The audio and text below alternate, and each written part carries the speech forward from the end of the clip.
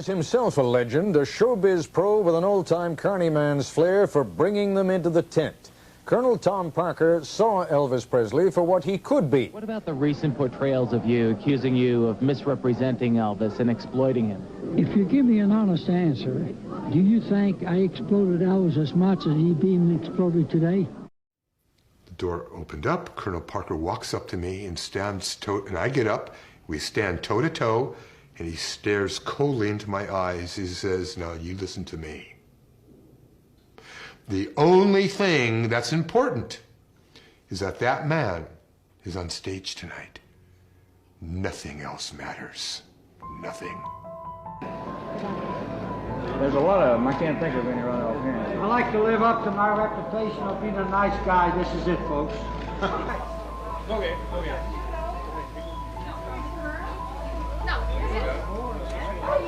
Me too. No problem. Great. All right. Go right on down, get your souvenir over there. In this video, we will explore many different excerpts from people who conducted business with Colonel and from others who knew him well. Some say he was a con man, some say a genius, and some say a little of both. Before we begin, please make sure to like, subscribe, and comment your thoughts down below. Colonel Tom Parker was born Andreas Cornelius Van Cuck on June 26, 1909, and died on January 21, 1997. Born in the Netherlands, Parker immigrated illegally to the United States at the age of 20. He changed his name and claimed to have been born in the United States. A carnival worker by background, Parker moved into the music promotion in 1938, working with one of the first popular crooners, Gene Austin, and then country music singers Eddie Arnold, Hank Snow, and Tommy Sands in his early career. He also assisted Jimmy Davis's campaign to become governor of Louisiana. As a reward, Davis gave him the honorary rank of colonel in the Louisiana State Militia. Parker encountered Elvis Presley in 1955 and by 1956 had become his sole representative. Within months, he had won him a recording contract with RCA Victor. This contract led to Presley having a commercial breakthrough in 1956 with his first single, Heartbreak Hotel, and rising to become one of the most popular and commercially successful entertainers. Parker was able to receive more than half of the income from the enterprise, as unprecedented figure for a music manager. He negotiated Presley's lucrative merchandising deals, TV appearances, and acting roles in films. He influenced Presley's personal life, including Presley's decision to accept military service in 1958 and to marry Priscilla in 1967. Parker encouraged Presley to make film musicals, which became the focus of his career during his commercial decline in the 1960s until his 1968 comeback and return to touring. Parker rarely saw him after that, but continued in his management role until Presley's death in 1977. Colonel, I've spoken to some people in the so-called Memphis Mafia, and they told me that one of the reasons Elvis got so heavily involved in drugs was because he was frustrated with his career, a career path that you led him on. What do you think of that? Well, those that do that, they did it because they got paid for it. Books, they paid them. We have quite a few members of Elvis' staff that don't feel that way. For the time Elvis died, 16 years ago, till today, I've turned down more books for big money because my story, they will not print. He said, no, we want the dirt. The last time I had seen him, he looked dreadful, and I knew he was very ill. But I didn't think he was that ill that he was going to die, that suddenly. It was a shock. I think Colonel Parker contributed to the legend. He even started building the myth. What did he do? He obviously did everything right. No love between the two of them at all, which I've always regretted. Elvis was a sweet, very sweet-natured person. Tell me a little bit about the Colonel. Oh, well, shoot, there's nothing to say. You have to give the old man credit. He was a heck of a businessman. He knew what he wanted. He knew what he could get for Elvis. And he worked on Elvis 24 hours a day. I mean, he didn't have any other artist, nobody else, but Elvis, and that's what he did. And he did that 24 hours a day. movies, whatever had to be done, he done it. You know, and of course he made a lot of money doing it, but still, you know, I'd have to give him credit for what he did. And most artists, you know, they'll get up there in the last 5 or 6 years and they're through. But, you know, Elvis is still there after 40 years or so, and he's still going strong. And I think that was the Colonel's, had him, you know, he knew how to promote people, so he was good at it. Well, how did you feel about the Colonel? Oh, I didn't particularly like him, you know, but that didn't mean anything. Nobody really liked him, but you tolerate him, you know. And we didn't have to like him or tolerate him much, because we was working with Elvis. We was on Elvis's payroll, not the Colonel's. You could just turn around. I got on the phone, and I called Colonel Parker. I said, I have in front of me here in the office, hundreds of thousands of letters. Oh, he said, about Elvis? I said, yeah, but they're all pan letters. They're not, what do you mean pan letters? I said, all I called you up is to tell you this, Colonel, you have a star on your hands. Written in 1955 and 6 to Colonel Tom Parker. Can we get Elvis into Vancouver, okay? And the answer I got back, I could see the cigar and hear him go, yes, sir. Yeah, he'll come there when we play the Northwest, yes. And I got letters with that, and it's got a Conestoga wagon on the letterhead. And so what happened was when Zolly Volchuk out of Seattle booked Elvis into Portland, Seattle, Spokane, and Vancouver, he had a note from Colonel Parker saying, in Vancouver, you call this jockey. I want him to MC it. And I have all that on file, Tom, as you know. And so Zolly came to town and said, well, before he got to town, he phoned me and said, Red, you're the MC. Colonel Parker wants you to do it. And he said, I know why now. Parker told me that you'd requested Elvis. So this is it. Colonel did make some good decisions, but I think some of them he probably wish he could have had back to later in life. It is, you've got critics, you know that. You have them, even Elvis has critics. Your critics say that you held him back, that he could have been much more of an actor, for example, than he ultimately, was given a chance to be. Well, because you put him in those kind of, beach bikini, jailhouse rock type movies. Well, if whoever said that is fine. They can say what they want to. If I was them, if they know so much, they ought to go into management business. RCA called and said, we have somebody in town. We'd like to bring him out tomorrow. That'd be all right. Said, fine. Who's that? And he said, Elvis Presley. Well, that name back in those days didn't mean a thing. So they did, brought him in. We were at the fairgrounds. We were in Studio A, which is in the southeast corner of the fairgrounds. We had a sofa, and as the camera would look at the sofa, I sat on this end. I mean, it was just, it was not theatrically set up at all. I sat on this end of the sofa. Elvis sat in the middle, and Colonel Tom Parker is over here on this side. Elvis would not go, he would not move this way without Parker moving this. I mean, he did everything that Parker said to do, and he did nothing that Parker said not to do. There is a love-hate relationship with Colonel Parker. Who are you most proud of? No. Did you never have Elvis on the show? I had heard that. No, Colonel Parker, the scale on the show was $155. And he wouldn't take that. He wouldn't work for that. Way. Colonel Parker was a very bad man, and they stole his money. They stole his career. They stole his library. They stripped him. He was like a puppet on a string.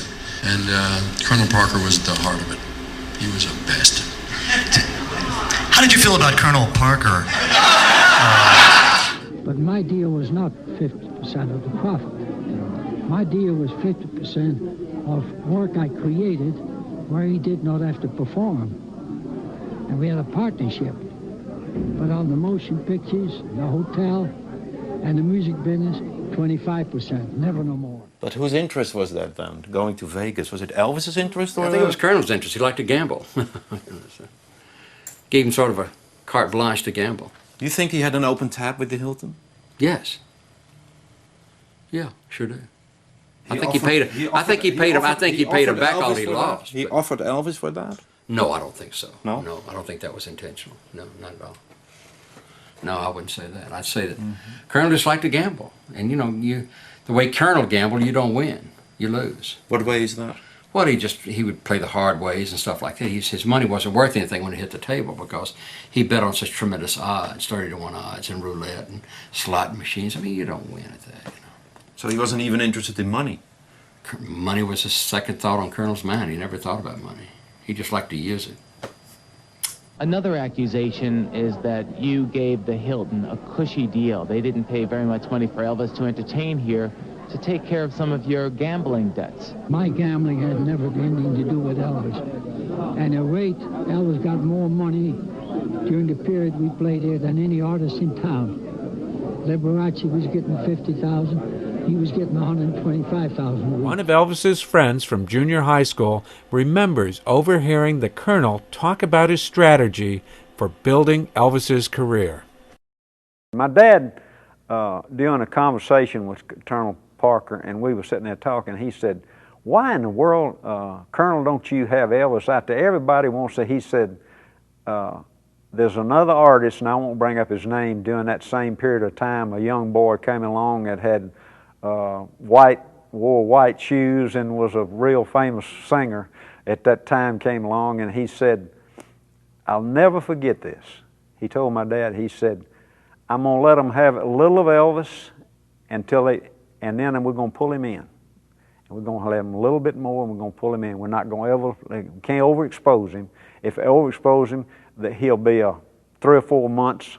And he said, "But they'll remember Elvis Presley forever."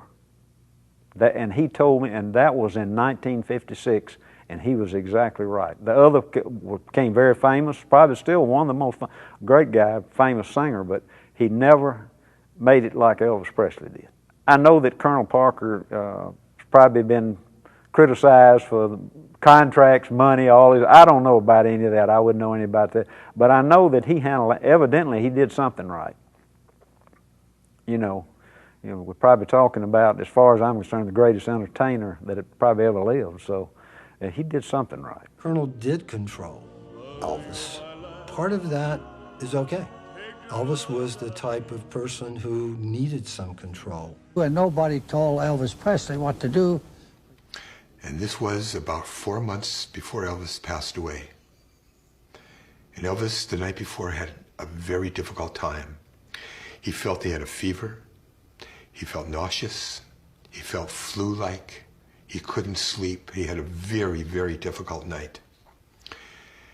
It was late afternoon, and Dr. Nick was Elvis's doctor, who traveled with us, was in the bedroom with Elvis. I was in the front room. The television was on, and there was a pounding on the door, which was very unusual because we owned that floor. No one was allowed there. We had security cops positioned in front of the elevators. Everything was blocked off. So who would knock on the door like that? So I immediately walked over to the door, looked through the peephole, and there's Colonel Parker, who never came to visit Elvis on tour. I opened the door. I said, "Colonel." He said, "Where is he?" I said, "Well, he's in the bedroom. Let me tell him you're here." He said, "No, I'm going right in." So he, with his cane, he walked past me. He opened the door, and this is what I saw.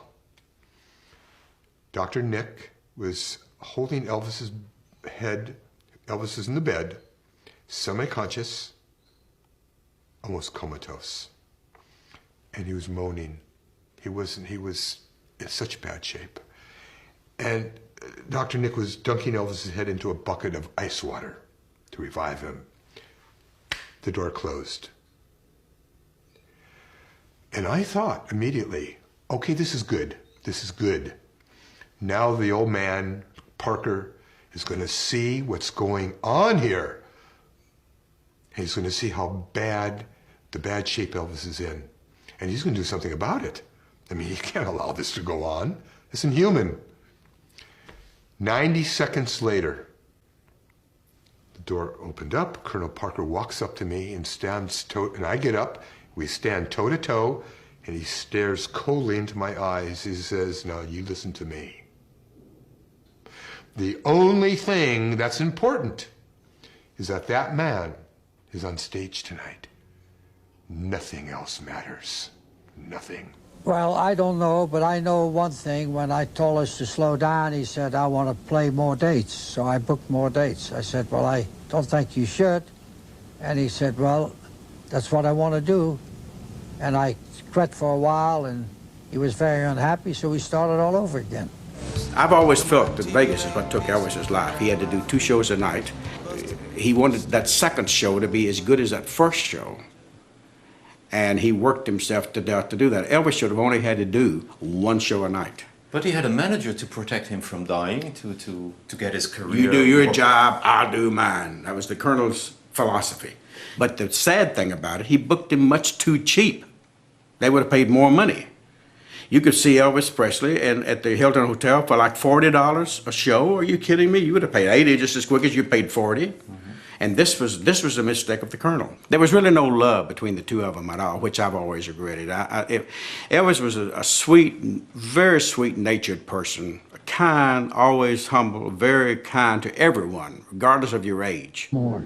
All I know is I sleep very good at night, and Elvis and I were friends. And the Colonel was a person that never patted him on the back and told him what a good job he was doing, never told him he loved him, which would have been such a great thing had the Colonel just told him, you're doing a good job, man, you're doing a great job, and I love you. And he pat him on the back. That wasn't the Colonel. He wouldn't do it. And that's what Elvis wanted. That's what Elvis was looking for. And that's the thing I regret, that he didn't ever do that.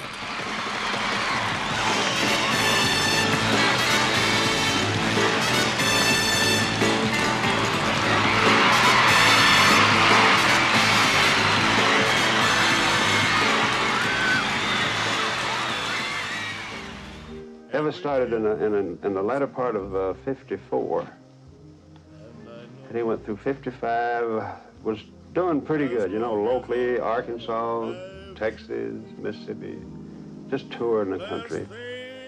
This is where he met Colonel Parker. Actually, I wasn't known at all until Colonel Parker started managing me, you see, and I got on RCA Victor and on television, and then I started being known. It is generally conceded, Colonel Parker, and to those who don't know it, let's tell them right now that Elvis's success was part Elvis, part Colonel Parker. Which part was yours? Because that was the less visible part. I think mine was the least part. But explain it to me. What was it? What did you do for him to help bring him to the public's attention? I did all the promotion, the outdoor advertising, and he did the show on the stage. And the fans made it possible.